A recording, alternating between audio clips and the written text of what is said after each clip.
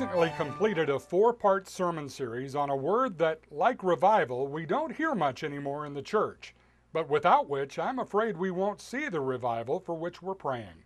The word is holiness, and I'm sure that for many of us it conjures up pictures of men with long dark beards, dark clothing, and stained glass expressions.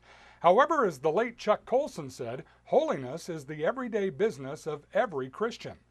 In 2 Corinthians, the Apostle Paul calls believers to come out from the pagan world and be separate. Let us purify ourselves from everything that contaminates body and spirit, perfecting holiness out of reverence for God. Now, perfecting holiness doesn't mean wearing a certain kind of clothes or polishing up your public image or keeping a list of man-made rules. Holiness, as the Bible defines it, means surrendering your life to Christ, submitting to the leadership of the Holy Spirit, and turning away from those sins that entangle us and war against our souls. Holiness is what is meant by the One Cry movement in their declaration of spiritual emergency, in which we pledge to turn from every sin God reveals to us.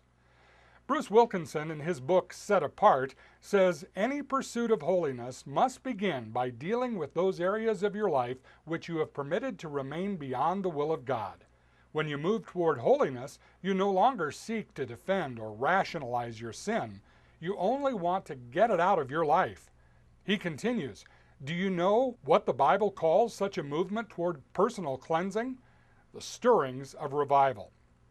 Personal revival begins when a born-again believer who has slid backward in the Christian life gets right with the Lord. And when enough Christians in one place get right with God, they stir the embers and eventually fan the flames of full-blown revival.